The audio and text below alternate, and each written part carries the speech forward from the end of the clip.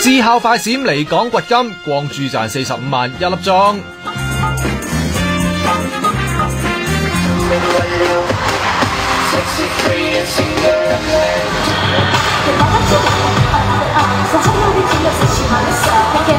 近年韓流勢不可擋，又點少得人氣綜藝節目 Running Man 啊！今年7月先派4子嚟過香港。我哋發現咧，哇，幾多擁躉！今次仲唔到光珠同懵字校接棒嚟香港掘金咩？尋日佢哋仲喺首爾拍緊新一集 Running Man， 懵字今日中午就會嚟香港，趕去同記出聖誕 show， 做完就即閃噶啦。如果想見埋光珠嘅 fans 就頻撲啲啦，聽講今日4點先至抵港，聽日齋喺尖咀現一現身，暫時係主持人當中吸金力最強噶。